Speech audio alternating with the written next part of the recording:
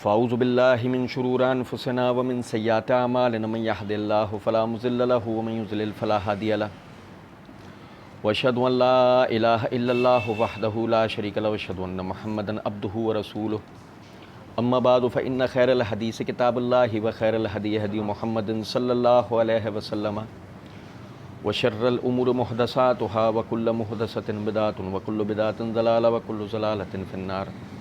اعوذ باللہ السمیع العلیم من الشیطان الرجیم من حمزہ ونفخہ ونفثہ۔ بسم اللہ الرحمن الرحیم۔ اللہم صلی علی محمد وعلی آل محمد کما صلیت علی ابراہیم وعلی آل ابراہیم انک حمید مجید۔ اللہم بارک علی محمد وعلی آل محمد کما بارکت علی ابراہیم وعلی آل ابراہیم انک حمید مجید۔ رب اشرح لی صدری ویسر لی امری واحلل عقدۃ من لسانی یفقہوا قولی۔ رب زدنی علما واقیموا الصلاۃ وآتوا الزکاۃ وارکعوا مع الراکعین۔ اللہ تعالیٰ کے فضل و کرم سے معرفت الصلاۃ کے عنوان پہ آج ہم یہ تیسرا موضوع پڑھ رہے ہیں کہ ہم نماز میں کیا پڑھتے ہیں۔ ایک تو یہ ہے کہ نماز یعنی آدمی پڑھ رہا ہے، زبان سے وہ کیا ادا کر رہا ہے اس کو کچھ بھی نہیں پتہ۔ اللہ رب العزت نے سورہ نساء کی آیت نمبر 43 کے اندر فرمایا یا ایھا الذین آمنوا لا تقربوا الصلاۃ وانتم سکارى حتی تعلموا ما تقولون۔ اے ایمان والوں، تم حالت سکر میں نماز کے قریب بھی نہ جاؤ یہاں تک کہ تمہیں پتہ ہو کہ تم کیا کہہ رہے ہو۔ اب یہ دیکھیں کہ یہ جو آیت ہے یہ آیت منسوخ ہو گئی ہے جیسے کہ اب ہم پڑھیں گے، لیکن اس میں ایک نقطہ ہے جو ہمیں سمجھنا ہے اور وہ ہمارے موضوع سے متعلقہ ہے۔ یہ میرے ہاتھ میں مفردات القرآن ہے امام راغب اصفہانی رحمۃ اللہ علیہ کی، اس کے صفحہ نمبر 485 کے اوپر وہ کہتے ہیں الشکر، یہ اصل میں اس حالت کو کہتے ہیں جو انسان اور اس کی عقل کے درمیان حائل ہو جاتی ہے۔ اس کا عام استعمال شراب کے نشے پر ہوتا ہے اور کبھی شدت غصہ یا غلبہ عشق کی کیفیت کو بھی شکر سے تعبیر کر دیا جاتا ہے۔ اس لیے شاعر نے کہا ہے شکران شکرن ہوان و شکرن مدامت۔ نشے دو طرح کے ہیں، ایک نشہ محبت کا ہے اور دوسرا نشہ شراب کا ہے، اور اسی سے جو موت کی غشی ہوتی ہے، بے ہوشی جو ہوتی ہے، اس کو سکرات الموت کہا جاتا ہے۔ اللہ تعالیٰ نے قرآن پاک کے اندر سورۃ نمبر 50 کی آیت نمبر 19 کے اندر کہا ہے وجاءت سکرۃ الموت بالحق، اور جو موت کی بے ہوشی ہے وہ حقیقت یعنی کہ کھولنے کو طاری ہو جاتی ہے۔ تو یعنی اس سے یہ بات پتہ لگی کہ انسان اور اس کی عقل کے درمیان جو چیز حائل ہو جائے اس کو شکر کہا جاتا ہے۔ شراب میں خمر ہوتا ہے، خمر عقل اور یعنی کہ انسان کے درمیان میں حائل ہو جاتا ہے، اس کو عقل استعمال کرنے نہیں دیتا۔ یہی وجہ ہے کہ خمر کو بھی شکر سے تعبیر کر دیا جاتا ہے۔ موت کے وقت کی جو کیفیت ہوتی ہے اس میں انسان شدت تکلیف کی بنیاد پر یعنی وہ اپنی عقل کا صحیح استعمال نہیں کر پا رہا ہوتا ہے، اسی لیے اس کے لیے بھی لفظ شکر کا استعمال ہو جاتا ہے۔ تو اگر ہم عام فہم اس کے معنی سمجھیں تو وہ یہ ہے کہ شکر یعنی کہ غفلت، ایک ایسی غفلت جس میں آدمی جو کر رہا ہو وہ اسے نہیں پتا، اس غفلت کو شکر کہا جاتا ہے۔ حافظ یہ میرے ہاتھ میں تفسیر ابن کثیر ہے، اس کی یہ جلد نمبر 1 کا صفحہ نمبر 551 ہے۔ حافظ ابن کثیر رحمۃ اللہ علیہ اسی آیت کی تفسیر کرتے ہوئے فرماتے ہیں کہ اللہ تبارک و تعالیٰ اپنے ایماندار بندوں کو نشے کی حالت میں نماز پڑھنے سے روک رہا ہے، کیونکہ اس وقت نمازی کو یہ معلوم نہیں ہوتا کہ وہ کیا کہہ رہا ہے۔ ساتھ ہی محل نماز یعنی مسجد میں آنے سے بھی ممانعت ہے، اسے بھی اور جنبی شخص کو بھی یعنی جسے نہانے کی حاجت ہو۔ ہاں ایسا شخص کسی کام کی وجہ سے مسجد کے ایک دروازے سے جا کر دوسرے نکل جائے، وہاں ٹھہرے نہیں تو یہ گزرنا جائز ہے۔ نشے کی حالت میں نماز کے قریب نہ جانے کا حکم شراب کی حرمت سے پہلے کا تھا۔ جیسے میں نے ابھی تھوڑی دیر پہلے عرض کیا کہ یہ جو آیت ہے یہ آیت تو منسوخ ہو گئی ہے. شراب کی حرمت کا جب حکم نازل ہوا تو اس کے بعد کلی طور پر جو ہے وہ شراب حرام ہو گئی. لیکن شکر جو ہے، جو اصل جو لفظ ہے جس کو ہم سمجھنا چاہ رہے ہیں وہ تو اب بھی باقی ہے نا. حتی تعلموا ما تقولون، آیت کا اگلا جو حصہ ہے حتی تعلموا ما تقولون، یہ تھوڑی منسوخ ہوا. یہاں تک کہ تمہیں یہ پتا ہونا چاہیے کہ تم کیا کہہ رہے ہو، یہ تھوڑی منسوخ ہوا. اب سمجھیں ذرا اس بات کو. ہم آج جو ہے بہت سارے ہمارے بھائیوں کو جو نا یہ اشکال ہوتا ہے کہ یار نماز پڑھ رہے ہیں، لیکن وہ جو نماز کی جو حقیقی برکتیں ہیں کہ جو قرآن اور احادیث کے اندر بیان ہوئی ہیں وہ تو ہمیں حاصل نہیں ہو رہی.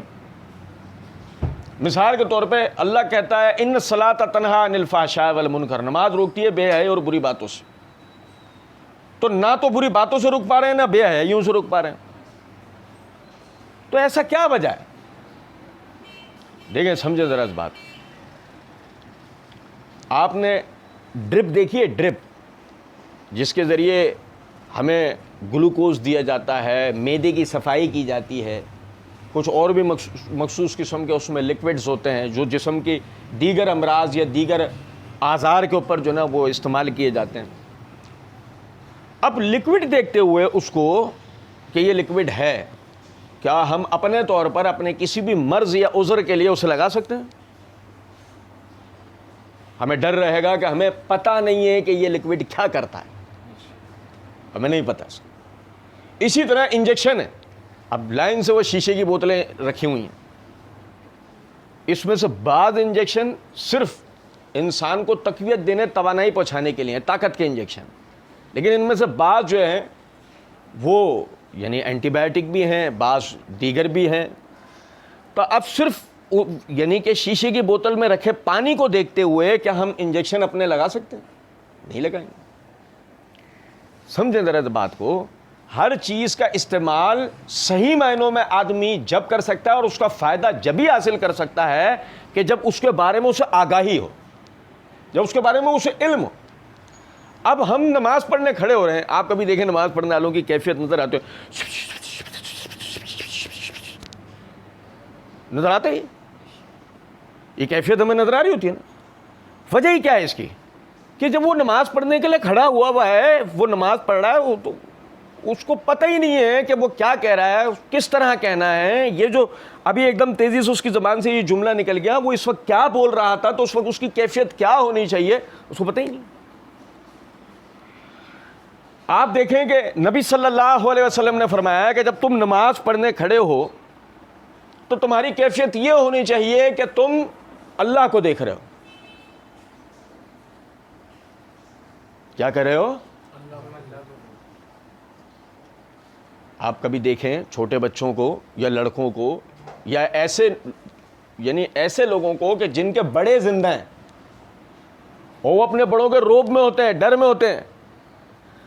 جب وہ کوئی بھی خلاف واقعہ یا خلاف ادب یا احترام ان کے کوئی کام کرنا چاہیں یا کر رہے ہوں اور نظر پڑ جائے اپنے اس بڑے پہ کہ وہ آ رہا ہے یا کھڑا ہوا ہے، تو کیفیت کیا ہو جاتی ہے؟ فوراً رک جاتا ہے اپنے کام سے. کرے گا؟ نہیں کرے گا. اور اپنے ایکسپریشنز، اپنے تاثرات کیسے لے آئے گا؟ احترام والے، ادب والے، تمیز والے، جیسے کہ کچھ کر ہی نہیں رہا تھا. سمجھ رہے بات؟ اسی طرح ایک آدمی جب درخواست کر رہا ہوتا ہے، التماس کر رہا ہوتا ہے، جب کسی چیز کے بارے میں کسی کو راضی کر رہا ہوتا ہے، تو اس کی کیفیت کیا ہوتی ہے؟ عاجزانہ، نرمی والی، ادب والی، سلیقے والی، یا یہ والی؟ کون سی کیفیت ہوتی ہے اس کی؟ سلیقے سے، طریقے سے بات. وہ میں یہ کہنا تھا کہ سر اگر میرا یہ کام ہو جائے، کیسے ٹھہر ٹھہر کے سلیقے سے، طریقے سے بات کر رہا ہوتا ہے کہ سامنے والے کو اس کی بات سمجھ میں آئے، وہ اس کا کام کر دے. آپ تمام کائناتوں کے مالک کے سامنے کھڑے ہیں، سب بادشاہوں کے بادشاہ کے سامنے کھڑے ہیں، اور کیفیت آپ کی یہ ہے کہ جو منہ میں آ رہا ہے وہ کر کر کر کر کر وہ مشین چل رہی ہے.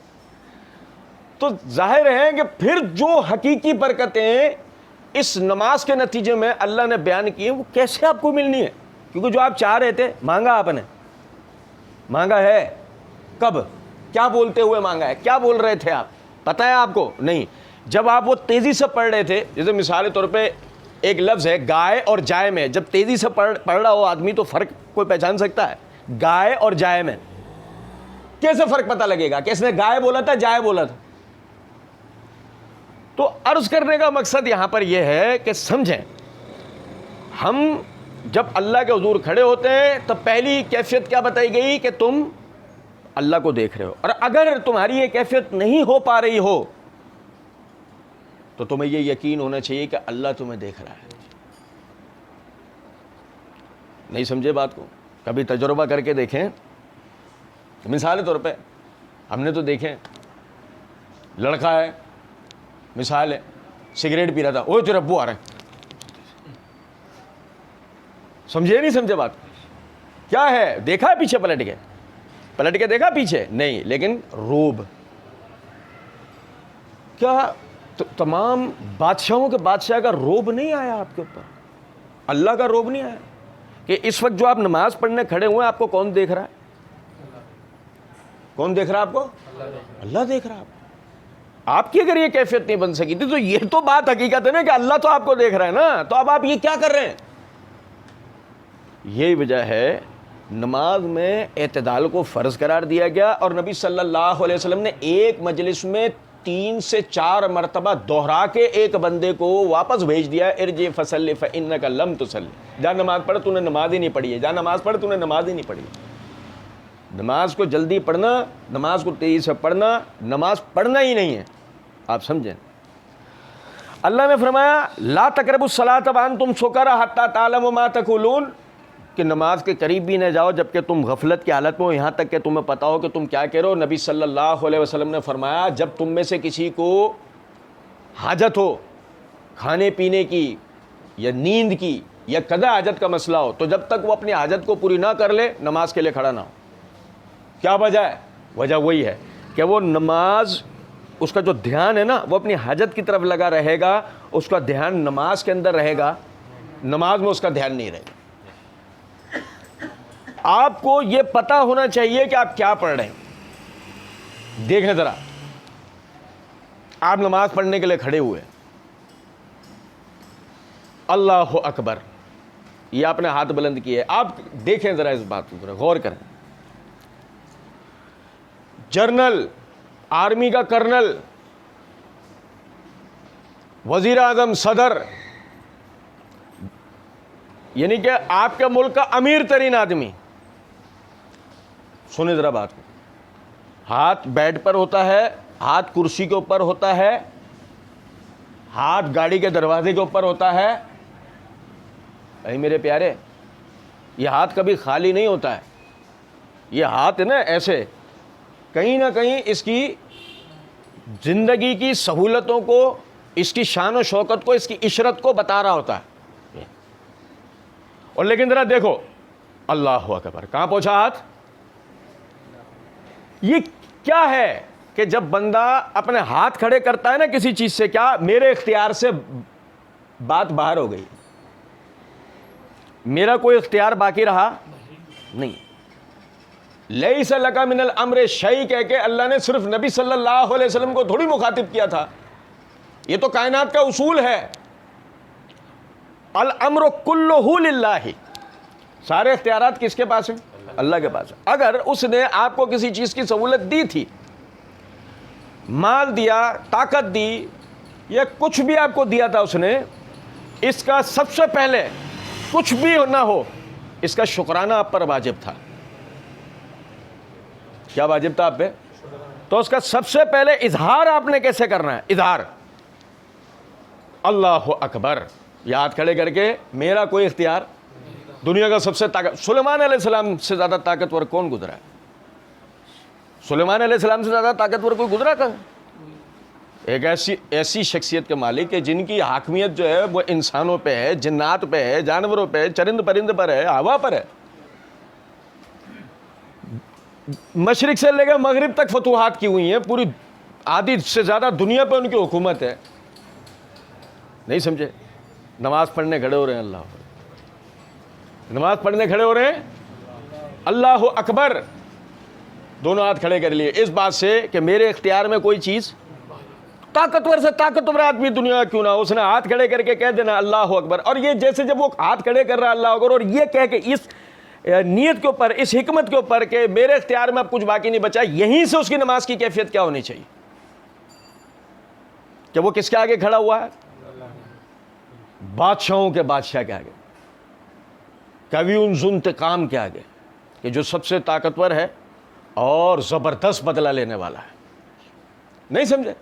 وہ اس کے آگے کھڑا ہوا، اس نے کہا اللہ اکبر، اور کیسے؟ آسمان کی طرف دیکھتے ہوئے. وقوموا للہ قانتین، اللہ کے حضور بعد اب کھڑے ہو. نبی صلی اللہ علیہ وسلم نے کیسے عمل کر کے دکھایا ذات پہ؟ گردن جھکا کے یہ لو، سب سے طاقتور ہاتھ کھڑے کر لیے، گردن جھکی ہوئی ہے اللہ کے آگے. وہ کہہ رہا اللہ اکبر، سب سے بڑا کون ہے؟ کائنات کا مالک، خالق، رازق، سب کچھ وہ ہے، ہر چیز، ہر بات سے بڑا وہ ہے. اب سے کچھ دیر پہلے جو بھی ہم کر رہے تھے اس سے بڑا وہ ہے. جبھی ہم نے وہ سب کچھ چھوڑ کر اس کے آگے ہم کھڑے ہو گئے. اور کیسے؟ سنو، قیام کی طاقت رکھتے ہوئے کھڑے ہوئے ہیں، قیام کی طاقت نہیں رکھتے، بیٹھے ہوئے قعود کی حالت میں اس کے آگے آئے. ویسے بھی نہیں ہوا، لیٹے ہوئے اللہ اکبر. بھائی کھڑے ہو کے نماز نہیں پڑھ سکتا، بیٹھ کے پڑھے گا. بیٹھ کے نہیں پڑھ سکتا تو لیٹ کے پڑھے گا. اور اللہ اکبر. دیکھو سمجھنا ذرا بات. شہاب الدین سہروردی رحمۃ اللہ علیہ، یہ سہروردی سلسلہ جو چلتا ہے نا، شہاب الدین سہروردی رحمۃ اللہ علیہ، ان کی کتاب ہے عوارف المعارف، اس کے اندر وہ لکھتے ہیں کہ بندہ اپنے ہاتھ نماز میں سینے پہ کیوں باندھتا ہے. سنو ذرا بات. وہ کہتے ہیں کہ یعنی کہ عزم کا مقام سینہ ہے. عزم کا مقام سینہ ہے. یا آپ دیکھیں، آپ یونانی اسکرپچرز دیکھیں گے نا، ان میں فوجی اپنے کمانڈر کی تائید ہے نا ایسے کرتے تھے، مکہ جو نا یہاں ایسے مار کے دکھاتے تھے اور تائید کرتے تھے اپنے کمانڈر کی جو وہ بولتا تھا. ہمیشہ سے عزم کا مقام کیا جگہ ہے؟ بھائی دیکھو، نیت قلبی فعل کو کہتے ہیں نا. یہ وجہ ہے کہ اب جب اس نے ہاتھ کھڑے کرے تو اپنے دائیں ہاتھ کو بائیں ہاتھ پر نماز میں اس نے کہ وہ پورے عزم کے ساتھ، اسے کوئی زبردستی لا کے نماز کے لیے کھڑا نہیں کر رہا ہے، وہ پورے عزم کے ساتھ کس کے آگے کھڑا ہے؟ اللہ اکبر. سمجھ میں آ رہی ہے کچھ بات؟ یا نہیں؟ پورے عزم کے ساتھ اسے پتا ہے وہ کیا کرنے جا رہا ہے. طاقتور سے طاقتور آدمی کو پتا ہے کہ وہ اس وقت کیا کرنے جا رہا ہے. گو اگر یہ کیفیت نہ ہو، وَأَنْتُمْ سُكَرَىٰ حَتَّىٰ تَعْلَمُوا مَا تَقُولُونَ، تم غافل نہیں ہونے چاہیے، تمہیں پتا ہونا چاہیے کہ تم کیا کہہ رہے ہو. کچھ سمجھ میں آ رہی ہے بات یا نہیں؟ وہ کہہ رہا ہے تو وہ سمجھنا ذرا بات. سبحانک اللہم وبحمدک وتبارک اسمک وتعالی جدک ولا الہ غیرک. کیا ہے کہ صحیح بخاری کے حدیث میں یہ بتاتی ہے کہ ابو ہریرہ رضی اللہ تعالیٰ عنہ فرماتے ہیں کہ نبی صلی اللہ علیہ وسلم تکبیر اور قرأت کے درمیان میں سکوت کرتے تھے، سکتہ لیتے. تو ایک دن ہم نے سوال پوچھا کہ اللہ کے رسول آپ کیا پڑھتے ہیں؟ تو فرمایا میں پڑھتا ہوں اللہم باعد بینی و بین خطایایا کما باعدت بین المشرق. یہ دعا استفتاح پوری نا. اب مسئلہ یہ ہے کہ فقہا کے درمیان اس میں اختلاف ہے کہ ترتیب میں ثنا پہلے ہے یا دعا استفتاح پہلے ہے. تو جو اس کو دعا استفتاح کہہ رہا ہے وہ تو ظاہر سے پہلے ہی مان رہا ہے نا. سمجھے ذرا اس بات. ابھی ہم ترتیب کی بحث نہیں کر رہے، یہ نماز کے طریقے میں انشاءاللہ آپ بھائیوں کو بتائیں گے. ابھی صرف جو نا بتانا مقصود یہ ہے، وہ ثنا پڑھ رہا ہے وَذَكَرَ اسْمَ رَبِّهِ فَصَلَّىٰ کے تحت، پس اللہ کا ذکر کرو، اللہ کا ذکر کرو پس نماز پڑھو. وہ اس آیت کے تحت ثنا پڑھ رہا ہے. اس نے کہا سبحانک اللہم، اے اللہ آپ کے لیے پاکیاں ہیں. کس سے؟ بیوی ہونے سے، اولاد ہونے سے، وزیر مشیر ہونے سے، شریک ہونے سے، پڑوسی ہونے سے، ہمسر ہونے سے. آپ کے لیے پاکی ہے اونگ آنے سے، نیند آنے سے، موت آنے سے. آپ کے لیے پاکی ہے بھوک سے، آپ کے لیے پاکی ہے بیماری سے. یہ سارے عیب ہیں. یہ سب کیا ہیں؟ یہ عیب ہیں، اور اللہ ہر عیب سے سبحانک اللہ. ایسے تھوڑی ہم اس کے آگے جا کر تھوڑی کوئی قیام کی حالت کے اندر کھڑے ہوئے ہیں جو مر گیا. سنو، کیونکہ مرنا عیب ہے. بھلے ایک آن کے لیے موت آئی ہو. عقیدہ رکھنے والے نے کیا عقیدہ رکھا؟ وہ ایک آن کے لیے موت آئی پھر وہ زندہ ہو گیا تھا. ایک آن کے لیے موت آئے لیکن عیب ہے. موت آنا نعمت نہیں ہے، عیب ہے. اللہ عیب سے پاک ہے. سبحانک اللہ. اللہ پاک ہے اس چیز سے کہ وہ اپنی کائنات کی حفاظت سے تھکے، اپنی مخلوقات میں تقسیم کرنے سے تھکے، انہیں دینے سے تھکے، ان سے لے لینے سے تھکے. اللہ سے پاک.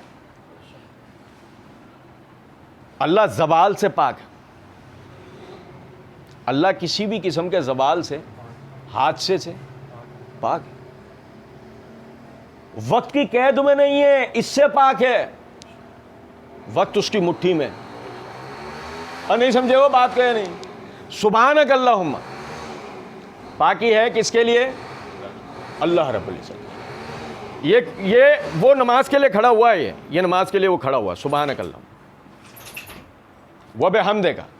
ساتھ کس کے؟ اللہ آپ کی حمد کے، آپ کی تعریف کے. سنو ذرا بات. یہ حمد ابھی آگے آئے گی. یہ حمد ابھی آگے آئے گی اصل میں. لیکن سنیں، آپ نے کبھی غور کیا ہے فلاں آدمی نماز میں رکوع کے اندر انتقال کر گیا، فلاں آدمی سجدے میں انتقال کر گیا، فلاں آدمی جلسے میں انتقال کر گیا؟ دیکھا کبھی آپ نے؟ نماز میں رکوع کی حالت میں، جھکی ہوئی حالت میں انتقال کر گیا، بیٹھی ہوئی حالت میں انتقال کر گیا. اصل میں وہ وہاں تک پہنچ نہیں پایا جس کو وہ پہلے پرعزم طور پر پڑھتا ہے نا، جو پڑھنے کا، وہ وہاں تک پہنچ نہیں پایا. یہ وجہ اقرار یہیں سے کر کے گیا، اقرار اسی جگہ سے کر کے گیا. سبحانک اللہم و بحمد. ہم تو آگے، ہم تو پوری ابھی آگے آئے گی، لیکن یہیں سے اقرار کر رہا ہے وہ بحمدے کا. تعریفیں کس کے لیے ہیں؟ اب سنو ذرا بات کو. تعریف کس کے؟ مطلب تعریف سننا. کھلانے والے اللہ آپ ہیں، پلانے والے آپ ہیں، شفا دینے والے آپ ہیں، بارش برسانے والے آپ ہیں، رزق اگانے والے آپ ہیں، پھل دینے والے ہمیں آپ ہیں، سبزیاں دینے والے آپ ہیں، گوشت دینے والے آپ ہیں، اون دینے والے آپ ہیں، دودھ دینے والے آپ ہیں، شہد دینے والے آپ ہیں، ہر نعمت دینے والے آپ ہیں. آپ کے لیے ہر قسم کی تعریف ہے. سبحانک اللہم و بحمدک. اور میں آپ کو ایک بات بتاؤں، مسئلہ یہ ہے کہ ہم بھی اس کو مختصر بس پڑھ رہے ہیں، جان رہے ہیں کہ ہمیں پتہ لگے ہم کیا پڑھ رہے ہیں نماز میں، اس حساب سے ہماری کیفیت ہونی چاہیے. حتی تعلموا ما تقولون، یہاں تک کہ تمہیں پتہ ہو تم کیا کرو. سبحانک اللہم و بحمدک و تبارک اسمک و تبارک اسمک. اللہ تعویذ لٹکایا ہوا چوچو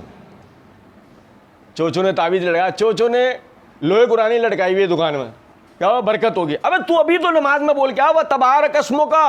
اللہ آپ کے نام کے ساتھ برکتیں. برکتیں کس میں؟ تصویروں میں، نقشوں میں، تعویذات میں. اللہ کے بندے بھی تو نماز میں بول کیا ہے وہ تبارک اسمک. اللہ آپ کے نام کے ساتھ برکت ہے. اسی وجہ سے مسلمان کو ہر کام کی ابتدا میں کیا کہا گیا ہے؟ بسم اللہ الرحمن الرحیم. اے اللہ آپ کے نام کے ساتھ، اے اللہ آپ کے نام کے ساتھ. کیوں آپ کے نام کے ساتھ؟ کہ برکتیں ملیں گی جب آپ کا نام لے کے شروع کیا جائے گا. یہ کھول دیں. سنیں، وہ تبارک اسمک کا آپ کے نام کے ساتھ.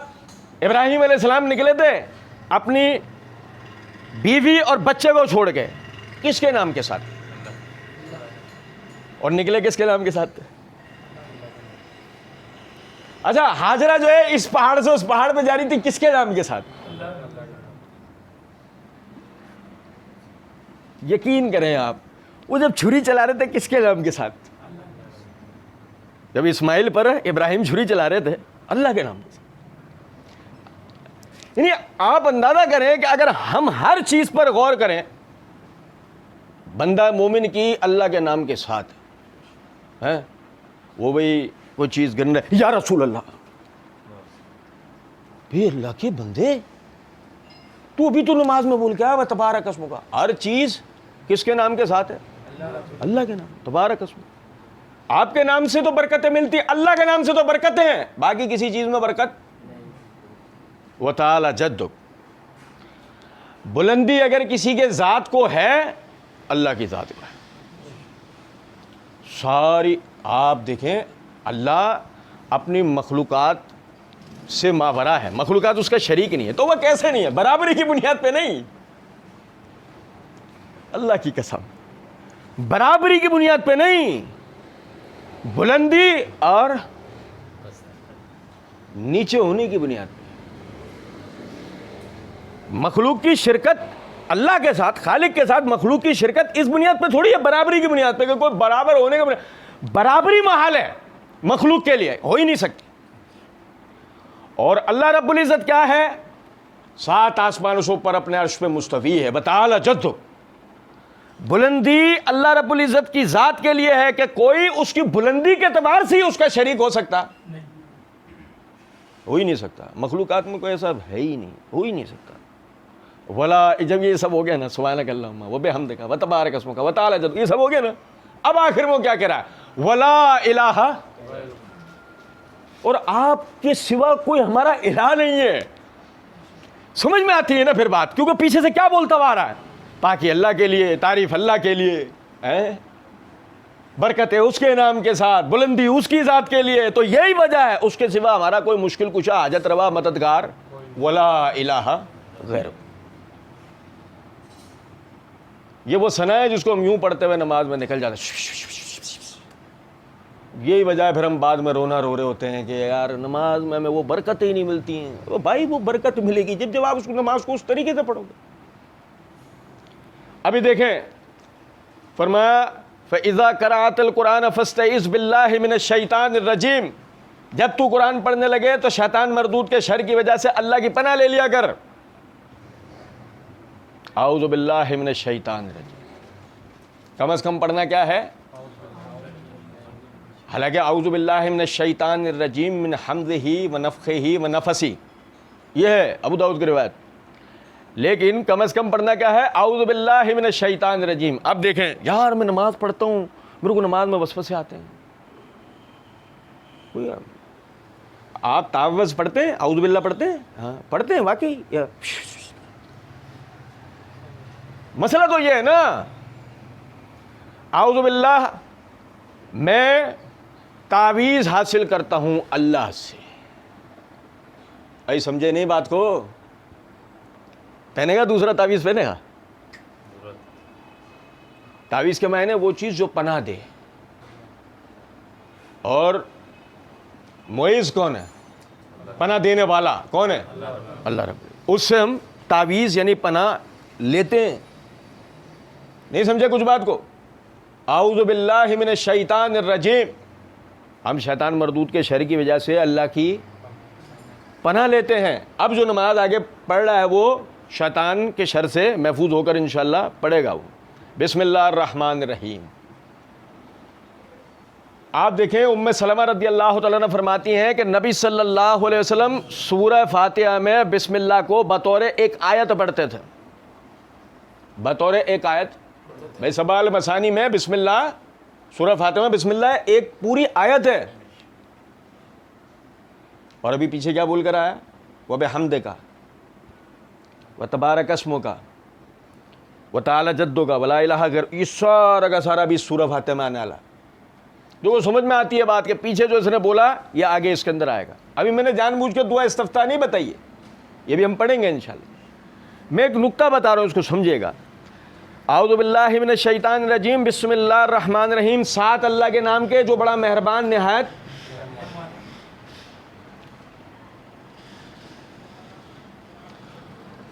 اور پتہ ہے کیا، ایک ابھی اس ایک رکن کے اندر یہ بات یہ 2 مرتبہ دہرائے گا سورہ فاتحہ میں، اور آگے اگر الگ سورت پڑھتا ہے نا، ایک پوری سورت پڑھتا ہے، چھوٹی سورت بڑی کوئی بھی سورت پڑھتا ہے، تو اس میں سورت کے درمیان فصل، انس بن مالک رضی اللہ عنہ فرماتے ہیں کہ نبی صلی اللہ علیہ وسلم ایک سورت سے دوسری سورت کے درمیان فصل بسم اللہ الرحمن الرحیم سے کرتے تھے۔ تو یہ بسم اللہ الرحمن الرحیم پڑھے گا نا دوبارہ. سنو ذرا بات. اس نے کہا اللہ کے نام کے ساتھ جو سب سے بڑا مہربان بہت رحم کرنے والا ہے. تو سمجھیں ذرا اس بات کو, وہ بھوکا رہنے دے گا, پیاسا رہنے دے گا, تکلیف میں ہونے دے گا, پریشان رہنے دے گا؟ لیکن اگر تو پریشان ہے, تو بھوکا ہے, تو تکلیف میں ہے, تو تیرا اپنا کیا تو کچھ نہیں ہے, یہ تیرے ارد گرد کے لوگوں کا. سنو ذرا بات بھائی, ہمارا تو مسئلہ یہ ہے, سہولت ہم غیر اللہ کی طرف پلٹا دیتے ہیں. کوئی سہولت, کوئی خوشی, کوئی مسرت ہم غیر اللہ کی طرف لوٹا دیتے ہیں. لیکن مشقت جو بھی آتی ہے, بس بھائی اللہ کی طرف سے تو آپ کیا کر سکتے ہیں. مشقت کس کی طرف لوٹاتے ہیں؟ زحمت اللہ کی طرف لوٹا دیتے ہیں, اور رحمت غیر اللہ کی طرف لوٹا دیتے ہیں. جبکہ اللہ رب العزت سب سے بڑا مہربان, اور کس کے اوپر؟ وہ جس کے اوپر تم نے اس رحمت و محبت کو پلٹا دیا, تیرا کھاواں تیرے گیت گاواں یا رسول اللہ, تو ان کو کون کھلاتا تھا؟ انہیں کون کھلاتا تھا؟ انہیں بھی اللہ کھلاتا تھا. مسئلہ تو سارا یہ ہے نا کہ تو نے جو اللہ کے لیے کہا تھا کہ اے اللہ آپ سب سے بڑے مہربان, سب سے رحم کرنے والے ہیں, تو نے وہ وہی نا, کیا نماز کیسے پڑھا؟ کہہ رہا ہے کہ مجھے نماز میں برکت ہی نہیں مل رہی, تو ملے گی کیسے؟ صحابہ کرام کے دامن ان کے آنسوؤں سے تر ہو جاتے تھے. بھائی وہ کیا بول رہے ہیں انہیں پتا ہوتا تھا نا, وہ کس کے آگے کھڑے ہیں, انہیں اس بات کا ادراک ہے نا. ہم آپ تو اس بات کا نہ ادراک کر رہے ہیں, اور نہ ہم اس بات کی طرف توجہ کر رہے ہیں کہ بھائی یہ ہم اپنی زبان سے نکال کے آ رہے ہیں, بول کے آ رہے ہیں. اے اللہ آپ کے نام کے ساتھ جو سب سے بڑا مہربان, سب سے زیادہ رحم کرنے والے ہیں. سنو, میں ابھی آگے پڑھنے کی بجائے آپ کو بتاؤں.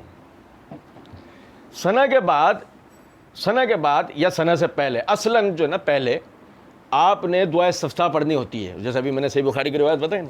اب آپ نے کیا بولا اس کے اندر؟ اللہم باعث بینی و بین خطایا. او دیکھو, ایک ایسا آدمی کہ جو آپ سے اس کو کام ہے مگر وہ آپ کی امیدوں پہ پورا نہیں اترا ہے, وہ آپ کے سامنے آ کے کھڑا ہوا. وہ بات یہ ہے کہ ٹھیک ہے, میں آپ کی امیدوں پہ پورا نہیں اتر سکا, جیسا آپ نے میرے لیے سمجھا میں ویسا نہیں بن پایا, میں نے اس طرح کام نہیں کیا. وہ آپ کی بات سب ٹھیک ہے, لیکن اب مسئلہ یہ ہے کہ میرا کام آپ ہی کر سکتے ہیں, مہربانی کر دیں, یہ میرا کام کر دیں, میں کوشش کروں گا کہ آپ کی امید پر پورا اتر سکوں. ایسے ہی اللہم باعث بینی و بین خطایا کما باعثت بین المشرق والمغرب. بندہ اللہ کے آگے کھڑا ہوا ہے اللہ اکبر کہہ کے, اور اس کو پتہ ہے اپنی سوء عملی کا, اس کو پتہ ہے اپنے اعمال کے بارے میں, اس کو پتہ ہے کہ اس کی کیفیت کیا ہے. کھڑا کس کے آگے ہوا ہے؟ آ کے جس کی نافرمانیاں کر کے آیا ہے. اے اللہ میرے اور میرے گناہوں کے درمیان اتنی دوری کر دے جتنی مشرق اور مغرب کے درمیان. کیونکہ مسئلہ آپ دیکھو, یہ عقیدہ دیکھو ذرا, سمجھو ذرا بات. مسئلہ یہ ہے کہ وہ یہ جملہ کہتے وقت سب سے پہلے جس عقیدے کی بنیاد پہ یہ جملہ بول رہا ہے نا, وہ عقیدہ یہ ہے کہ توفیق اور طاقت اللہ کی طرف سے ہے. مطلب گناہ سے بھی بچے گا نا اگر, تو اس میں بھی اس کا کوئی خوبی نہیں ہوگی, اللہ کی دی ہوئی توفیق ہوگی. اس کی خوبی نہیں ہے اصل میں کہ یہ گناہوں سے بچ گیا, بڑا پاک باز ہو گیا ہے. یہ بھی اللہ کی دین ہے, یہ بھی اللہ کی نعمت ہے, یہ بھی اللہ کی طرف سے توفیق ملی ہے. تو اس لیے یہ اس عقیدے کو ذہن میں رکھتے ہوئے اللہ کے آگے کھڑے ہو کے کہتا ہے اللہم باعث بینی و بین خطایا کما باعثت بین المشرق والمغرب. اے اللہ میرے گناہوں میں, میرے اور میرے گناہوں کے درمیان میں ایسے دوری کر دیجئے جیسے مشرق اور مغرب کے. اللہم نقینی کما ینقی الثوب الابیض من الدنس. اے اللہ مجھے اس طریقے سے پاک کر دیجئے کہ جس طریقے سے, یعنی پانی کپڑے کو, برف کپڑے کو, برف کیا ہے؟ برف کا جو پانی ہے وہ بالکل پیور پانی ہوتا ہے, صاف پانی ہوتا ہے. قدرتی جو برف ہوتی ہے نا, اس کا پانی پیور منرل واٹر ہے, مطلب صاف ترین پانی ہے. تو وہ کہہ رہا ہے کہ مجھے ایسے میرے یعنی گناہوں سے پاک کر دیجئے کہ جیسے برف والے پانی سے کپڑے کو دھو دیا جاتا ہے, پاک کر دیا جاتا ہے. آپ اندازہ کریں جب وہ یہ جملہ کہہ رہا ہوگا, اس کے معنی مفہوم کو جانتے ہوئے کہہ رہا ہوگا, اس وقت اس کی کیفیت کیا ہوگی؟ عاجزی والی. آپ اپنے ارد گرد جو نہیں جانتے کہ وہ نماز میں کیا کہہ رہے ہیں، کبھی ان کو غور سے نماز پڑھتے ہوئے دیکھیں، آپ کو میری بات سمجھ میں آئے گی۔ اور جو نماز کو جانتا ہے کبھی اس کو نماز پڑھتے ہوئے دیکھیں، اس کی کیفیت کو غور سے دیکھیں، آپ کو بات سمجھ میں آئے گی۔ الگ ہی اس کی کیفیت، گھبرائی ہوئی، کانپتی ہوئی کیفیت ہوگی، وہ مطلب ایسی کیفیت ہوگی کہ وہ اپنے آپ کو چھپا رہا ہوگا، یعنی رو رہا ہوگا، اس کی الگ ہی کیفیت، کیونکہ اس کی وجہ ہے وہ کیا جملے ادا کر رہا ہے اور کس کے آگے کھڑا ہو کے ادا کر رہا ہے۔ اللہم اغسل خطایا من الماء والثلج والبرد، اے اللہ میری خطاؤں کو پانی سے، برف سے، ان تمام چیزوں سے دھو ڈال، بالکل مجھے پاکیزہ کر دے۔ آپ کبھی دیکھیں کہ یہ جو ہم جملہ زبان سے ادا کرتے ہیں، آپ نے کبھی دیکھا ہے عیسائیوں میں بپتسمہ دیا جاتا ہے؟ دیکھا؟ جو نیا نیا عیسائی ہوا ہوتا ہے نا، اس کو ایسے پانی میں ڈبکی دی جاتی ہے۔ ایسے وہ ان کا جو نوزائیدہ بچہ ہوتا ہے نا، اس کو بھی پانی میں ڈبکی دلواتا ہے۔ کیا ہوا بھائی؟ یہ چرچ کا مقدس پانی ہے، اس کے اندر ڈبکی دینے کے نتیجے میں جتنے بھی گناہ ہوتے ہیں نا پچھلے، وہ سب معاف ہو جاتے۔ یہ عیسائی عقیدہ ہے۔ اب اس کے بعد یہ یسوع کی بندگی میں آ گیا ہے۔ کون؟ یسوع مسیح، عیسیٰ علیہ السلام، یہ ان کی بندگی میں آ گیا۔ اچھا بھائی سنیں ذرا بات۔ اور دوسری طرف ایک مسلمان اللہ کے آگے کھڑا ہو کے کیا کہہ رہا ہوتا ہے؟ اے اللہ کہیں بھی ڈبکی لگانے سے مجھے کوئی فائدہ ہو سکتا، چاہے میں کلندر کے مزار پہ ڈبکی لگا کر آ جاؤں۔ او بھائی پتہ ہے عقیدے کا، چاہے میں کلندر کے مزار پہ ڈبکی لگا لوں یا بپتسمہ لے لوں، کچھ بھی کر لوں۔ گناہوں سے بھی دوری میرے اور مجھے پاک، گناہوں سے بھی پاک اگر کوئی کر سکتا، کون؟ اللہ آپ کر سکتے۔ بس جو بھی اس عقیدے کے ساتھ بندہ یہ کھڑا ہے اور اس عقیدے کے ساتھ وہ نماز پڑھ رہا ہے، اس کی جو کیفیت ہوگی اور اسے جو برکتیں اللہ رب العزت کی طرف سے حاصل ہوں گی، وہ بالکل الگ ہے۔ آپ دیکھیں، اس نے پڑھا اعوذ باللہ من الشیطان الرجیم، بسم اللہ الرحمن الرحیم، الحمدللہ رب العالمین۔ پوری نماز ایک طرف ہے، سنیے گا ذرا بات، پوری نماز ایک طرف ہے، سورہ فاتحہ ایک طرف ہے۔ یہ وجہ ہے حدیث کے اندر اس کو، صحیح مسلم کی روایت میں اس کو سورت کو صلاۃ کہا گیا ہے۔ قسمت الصلاۃ بین و بین عبدی، سورت کو اللہ نے صلاۃ قرار دیا پوری۔ یہ فقہا مفسرین سورہ فاتحہ کے جو نام بتاتے ہیں، ام القرآن، فاتحۃ الکتاب اور سورۃ الصلاۃ، سورۃ الصلاۃ، یعنی سورت پوری، یعنی سورہ فاتحہ کا نام صلاۃ ہے۔ آپ اندازہ کریں، پوری نماز ایک طرف ہے۔ یہی وجہ ہے کہ حدیث کے اندر الفاظ نبی صلی اللہ علیہ وسلم نے فرمایا لا صلاۃ لمن لم یقرأ بفاتحۃ الکتاب، اس شخص کی نماز ہی نہیں ہوگی جو سورہ فاتحہ نہیں پڑھے۔ اور جو سورہ فاتحہ کو جان جائے گا، وہ اس بات کو ڈنکے کی چوٹ بولے گا یار اس کے بغیر ہو ہی نہیں سکتا، نہیں ہوگی، باقی اس کے بغیر نہیں ہوگی۔ نماز کی روح یہ ہے، یہ نہیں ہے تو نماز ہی نہیں ہے۔ الحمدللہ رب العالمین، الحمدللہ، الحمدللہ کیا کہہ رہا ہے وہ یہ کہہ رہا ہے تمام قسم کے، مطلب اگر وہ یہ کہے نا حمدللہ تب بھی بات پوری ہے، تعریف اللہ کے لیے تب بھی بات پوری ہے، تب بھی بات پوری ہے۔ وہ کہہ رہا ہے الحمدللہ، کیا کہہ رہا ہے؟ ہر قسم کی تعریفات اللہ کے لیے، سمجھے ہیں؟ یعنی حمد کا اطلاق جہاں ہو جائے گا، جس تعریف پہ حمد کا اطلاق ہوگا وہ ہوگی کس کے لیے؟ صرف اور صرف اللہ کے لیے ہوگی، بس الحمدللہ۔ حمد کا اطلاق کس تعریف پہ ہوتا ہے؟ اس تعریف پہ جس تعریف میں آپ جس کی تعریف کر رہے ہیں اس کا کسی کو شریک نہ کرنا چاہیں۔ حمد کا اطلاق کس تعریف پر ہوتا ہے؟ کہ آپ جس کی تعریف کر رہے ہیں نا، جو کر رہے ہیں تعریف، آپ خود بھی اس تعریف میں اس کا جس کی آپ تعریف کر رہے ہیں کسی کو شریک کرنا نہیں چاہیں، ہرگز نہ چاہیں۔ تیرے جیسا خوبصورت کوئی نہیں ہے، تیرے جیسا خوبصورت کوئی، یہ کہہ رہا ہے نا، اپنی زبان سے کہہ رہا ہے نا کہ کوئی تیری خوبصورتی میں تیرا شریک، خوبصورتی میں کوئی تیرے جیسا طاقتور کوئی نہیں ہے، تیرے جیسا رحم دل کوئی نہیں ہے، تیرے جیسا سخی کوئی نہیں ہے، جب وہ یہ تعریف اس طرح کرے نا کہ کوئی اس صفت میں تیرے جیسا، تو مطلب یہ اس کی کیا کر رہا ہے؟ حمد کر رہا ہے. اور سنو ذرا بات کو، بات سننا میری، سمجھنا ذرا بات. الحمدللہ، تمام قسم کی تعریفات اللہ کے لیے. کیا کہہ رہا ہے یہ؟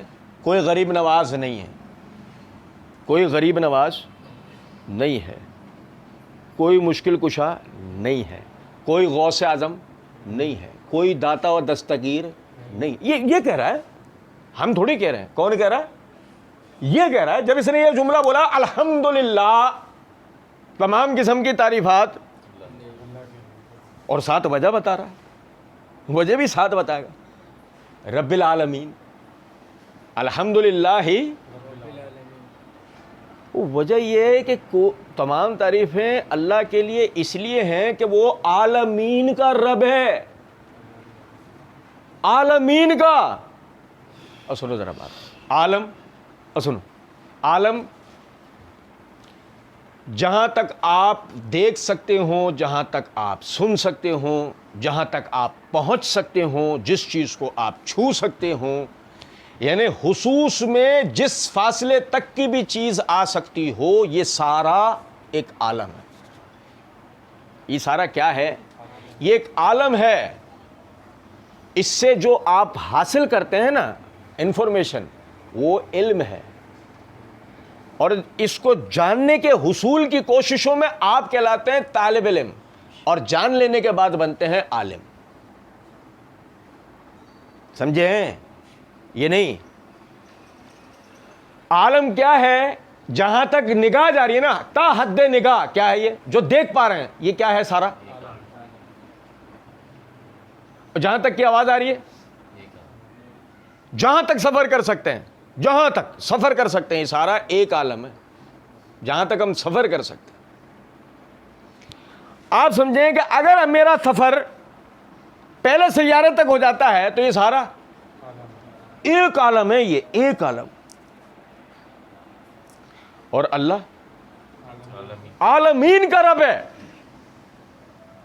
یعنی اس ایک عالم میں جو کچھ بھی ہے وہ سب مخلوق ہے. سیارے کیا ہیں؟ مخلوق. ستارے مخلوق. سیاروں پہ بسنے والے جاندار مخلوق ہیں، بے جان مخلوق ہے. نہیں سمجھے ہو بات کو؟ جس چیز میں حرکت ہے وہ زندہ ہے.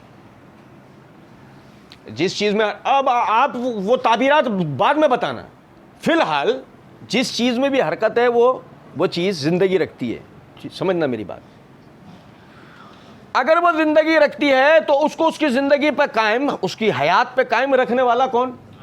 پھر اس کے حیات کی بقا کے لیے سنبھالنے والا کون؟ کھلانے والا کون؟ پلانے والا کون؟ اس کو پہنچنے والے نقصان سے بچانے والا کون؟ لیکن یہ تو ایک عالم کے لیے ہے. اور اللہ اپنے لیے کیا کہہ رہا ہے؟ رب العالمین. رب العالمین. تو یہی وجہ ہے کہ آپ سمجھیں ذرا اس بات کو کہ اگر ایک مخلوق مارس پہ رہتی ہوگی تو وہ شہباز کلندر کو جانتی ہوگی، یسوع مسیح کو، رام کو، ہنومان کو. وہ کس کو جانتی ہوگی؟ بھلے نام یہ نہ ہو، وہ اپنی زبان میں نام کچھ اور لے رہے ہوں، لیکن اصل میں پوری کائنات کے خالق و مالک کو ہی وہ اپنا رب مانے بیٹھے ہیں نا یار. ہم اپنے ارد گرد میں دیکھتے ہیں نا، جانور جانتے ہیں، جانوروں کا رازق کون ہے؟ اللہ رب العزت. دیکھو میری بات آج یہاں ذہن میں بٹھاؤ، تجربہ کرو، آپ اللہ کے آگے سجدہ ریز ہو جاؤ گے انشاءاللہ. آپ کا اللہ پر یقین مزید بڑھے گا انشاءاللہ. ابھی بارشیں آنے والی ہیں، جولائی میں پیشن گوئی ہے، بارش ہوگی. سنیں ذرا بات کو. اپنے گھر کے اندر ہی ہے نا چینٹیوں کے جو بل ہیں، بل ہوتے ہیں نا سوراخ جن میں چینٹیاں اپنی کالونیز بناتی ہیں، چینٹیوں کے بلوں پہ نظر رکھیے گا. یہ جیسے 1-1.5 ہفتہ باقی رہ جائے گا نا بارش میں، یعنی کہ پیشن گوئی کے مطابق، یعنی موسمیاتی حالات پہ بھی نظر رکھیے گا، گوگل وغیرہ پہ دیکھتے رہیے گا، اور ان بلوں پہ بھی نظر رکھیے گا. آپ دیکھیں گے کہ پیشن گوئی ہوگی نا کہ فلاں تاریخ سے بارشیں شروع ہونے چاہیے، بھلے وہ نشیبی علاقوں میں ہو یا بالائی علاقوں میں ہو. بارشیں شروع ہونے والی ہیں. یہ جیسے ہی بات ہوگی نا آپ دیکھیں گے کہ وہ جو چیٹیاں ہیں وہ اپنے بلوں سے نکلیں گی اور راشن اکٹھا کرنا شروع کر دیں گے. آٹا چینی فلاں جو کھانے کی چیز جہاں گری میں اٹھا کے وہ لے کے جا رہے ہوں گے. مردہ جانور, وہ چیزیں جو فائبر کے ہیں, جیسے آپ کے کٹے ہوئے ناخن, آپ اپنے ناخن ہے نا کاٹ کے بل کے آگے ڈال دو, چیٹیاں لے جائیں گی اپنے ساتھ, کیونکہ وہ اپنے جو کالونیوں کی در و دیوار بناتے ہیں اس کے لیے فائبر کے طور پہ استعمال کرتے ہیں. آپ دیکھیں, سمجھیں ذرا اس بات کو, انہیں مطلب بارش جب ہوگی چینٹی گیلے میں سفر نہیں کر سکتی, اور گیلا اس کی روزی کو بہا کے لے جائے گا, جو پھر پتہ نہیں کتنے عرصے بعد جا کر اس کو کھانے پینے کو ملے گا. یہی وجہ ہے کہ اس کو اپنا راشن پہلے اکٹھا کرنا ہے, لیکن اس کے بعد گوگل تھوڑی چل رہا ہے, سیٹلائٹ کی رپورٹیں اس کے بعد تھوڑی آ رہی ہیں. لیکن اس کو کیسے پتہ لگا کہ 8 دن کے بعد بارش ہونے والی ہے؟ کس نے بتایا؟ ہمارے پاس اس کے علاوہ اور کوئی جواب. الحمدللہ رب العالمین. ساری چیٹیاں ایک ہفتے پہلے سے ہی کیا بولتی ہوں گی؟ الحمدللہ رب العالمین. تمام تعریف ہے اللہ کے لیے, تو جو عالمین کا پالنے والا, عالمین کا. تو تم میں اپنا رو رہے میرے کو اولاد نہیں ہو رہی, اب دیکھ تو کتنے سارے انڈے لے کے جا رہی ہوتی ہے, وہ اولاد نہیں ہو رہی. جب اولاد ہے نا تیرے کام کے لیے ہوگی یا اللہ کے کام کے لیے بھی ہو جائے گی, ورنہ تو خضر علیہ السلام نے بھی بچے کی گردن توڑ دی تھی, اور کیا بتایا تھا کہ میں نے اپنے حکم سے اپنی طرف سے نہیں کیا, اللہ نے مجھے حکم دیا, اور وجہ بھی بتائی. اسی طرح روزی ہے, سمجھے ذرا اس بات کو, مطلب اللہ آپ کو کھانے کو نہیں دیتا, اللہ آپ کو کھانے کو بھی دے رہا ہے, پینے کو بھی دے رہا ہے. آپ بہت ساری چیزیں ہیں جو خود سے نہیں کھاتے, خود سے نہیں پیتے ہیں, چاہے وجہ آپ کے پسند ناپسند کی اور چاہے وجہ آپ کی بیماری کی ہے. آپ بہت ساری چیزیں خود سے نہیں کھاتے پیتے, اللہ نے تو آپ کو دیا ہوا. عالمین کا رب ہے وہ. آگے گئے ابھی ہم ابھی کہاں ہیں؟ ہم ابھی قیام کے ابتدائی حصے میں ہیں. اللہ اکبر جو بولا تھا, اللہ کے آگے ہاتھ باندھ کے کھڑے ہوئے تھے, ابھی ہم اس سے پڑھ رہے ہیں. سنیں ذرا بات. الحمدللہ رب العالمین الرحمن الرحیم, وہی جب ہم نے بسم اللہ الرحمن الرحیم میں پڑھا, سب سے بڑا مہربان نہایت رحم کرنے والا ہے. ابلیس کو کھلا رہا ہے, مرزا کو کھلا رہا ہے, ہاں ابلیس کو کھلا رہا ہے, مرزا کو کھلا رہا ہے. کافر سے کافر, مشرک سے مشرک, بدعتی سے بدعتی آدمی کو اللہ کھانے کو, ظالم سے ظالم آدمی کو اللہ کھانے کو دے رہا ہے. فرعون کو کتنا مال و اسباب دیا تھا اللہ نے, قارون کو کتنا مال و اسباب دیا اللہ نے. یہ نہ کہتے کل جہنم میں داخلے کے وقت, اے اللہ تو نے دنیا میں بھی مفلسی میں رکھا اور اب بھی تو مجھے جہنم میں ہی ڈال رہا ہے. یہ نہ بولتے کہ جو نعمتیں تو ہمیشہ ہمیشہ کے لیے حاصل کر سکتا تھا جنت میں, ہم نے تجھے دنیا میں دے دی, کہ تو یہ نہ کہہ دے کہ اللہ دیا تو نہیں نا, تو نے دینے والا تھا, تو عدل نہیں کیا, تو نے برابری نہیں کی, تو نے دے دیا, تجھے دنیا میں دے دیا. ہاں آخرت کا بھی مل جاتا اگر تو سبح اسم ربک الاعلیٰ کہتا, انا ربکم الاعلیٰ نہیں کہتا. اگر تو سبح اسم ربک الاعلیٰ کہہ دیتا تجھے آخرت کا بھی ملتا. سمجھیں ذرا بات. اللہ تعالیٰ نے کافر سے کافر, مشرک سے مشرک, بدعتی سے ذلیل سے ذلیل آدمی کو اللہ رب العزت نے کوئی نعمتوں میں کمی کی ہوتی سمجھ میں آتا ہے. الرحمن الرحیم, سب سے بڑا مہربان نہایت رحم کر. بچہ دودھ پینا بھولتا ہے, پیدائشی بچہ تھا, دودھ پینے کا پتہ ہی نہیں ہے. مچھلی کا بچہ تیرنا بھولتا ہے. کچھ سمجھے ہیں بات کو میں کیا کہنا چاہ رہا ہوں؟ دیکھو نا اس کی مہربانی تو دیکھو, کہ جو چیزیں آپ کی احتیاجات میں سے ہیں وہ پہلے دن سے آپ کے اندر رکھ کے ودیت کر کے بھیجتا ہے, کہ کہیں ایسا نہ ہو کہ اس کو کوئی کمی ہو جائے. حالانکہ دودھ پیئیں گے اللہ کے حکم سے, آپ کیفیت یہ ہوگی, وہ ممتا کی ماری ماں اور وہ شفقت کرنے والا باپ. بعض دفعہ ان کی کیفیت پتہ کیا ہو رہی ہوگی, گیس ہو گئی پیٹ میں, رو رہا ہے بچہ, رو رہا ہے, کیوں بتا ہی نہیں سکتا کہ اسے ہوا کیا. رونے کا کوئی ترجمہ ہے؟ کیا آپ ترجمہ کر لو گے اس کو یہ ہو رہا ہے؟ نہیں. گیس ہو گئے پیٹ میں. بچہ میرا رات کو سوتا نہیں ہے, مطلب 23 گھنٹوں کے چکر میں لگا. یقین کریں ہم نے دیکھا ہے, گردن توڑ بخار ہو گیا, 23 گھنٹوں کے چکر میں لگا, 3 دن میں بچہ مر گیا. سمجھے بات کو؟ حالانکہ ایسا بھی نہیں کہ بڑے بوڑھے سر پہ نہیں ہیں, گھر والے ہیں نہیں, کمبائنڈ فیملی ہے, پہلے بچے بڑے ہوئے ہیں, ایک نسل بڑی ہو گئی ہے, لیکن عقیدے کی اہمیت ہوتی ہے. بدعقیدگی کی وجہ سے اس بدعقیدگی نے ایک معصوم بچے کی جان لے لی, اس کو گردن توڑ بخار ہوا تھا.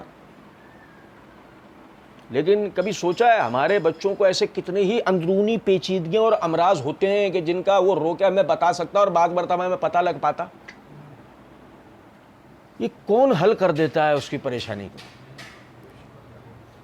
ایک دودھ سے, ایک رونے سے, ایک پیر ہلانے سے, پیر ہاتھ ہلانے سے بچے کی گیس نکل جاتی. ہماری سیرپ پینے سے نہیں جا رہی ہوتی. ایسا ہوتا ہی نہیں ہوتا ہے کہ جب اللہ شفا دینا نہ چاہے تو کوئی گولی اثر نہیں کر رہی ہوتی, اور ایک اس کو دیکھو اس نے ہاتھ پیر ہلایا گیس نکل گئی.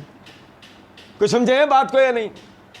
وہ اپنے قبض کا, دست کا, کسی چیز کا, کسی تکلیف کا نہیں بتا, وہ ڈر رہا ہوتا ہے, وہ اپنے ڈر کو نہیں بتا سکتا ہوتا. بتا سکتا ہے نا؟ صحیح بخاری کے اندر کیا حدیث ہے, نبی صلی اللہ علیہ وسلم نے فرمایا کوئی بچہ ایسا پیدا نہیں ہوا جس کو آ کے شیطان نے پریشان نہ کیا سوائے عیسیٰ ابن مریم کے.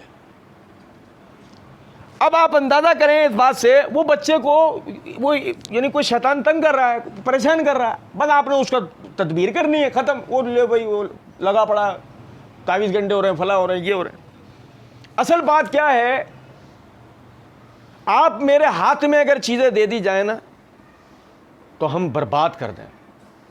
وہ خالق, اس مالک الملک نے اپنے ہاتھ میں رکھی ہوئی ہیں. یہی وجہ ہے کہ ہمیں دے رہا ہے اور کچھ بھی ختم ہو رہا, اس کے خزانے میں سے کچھ کم ہو رہا نہیں. اور کیا سسٹمیٹک انداز میں سارے معاملات چل رہے ہیں, آپ ذرا دیکھیں. نماز پڑھنے کھڑا ہوا ہے, الحمدللہ رب العالمین الرحمن الرحیم مالک یوم الدین. اور سنو کیا کہہ رہا ہے, مالک یوم الدین. یوم الدین بدلے کا دن, یوم الدین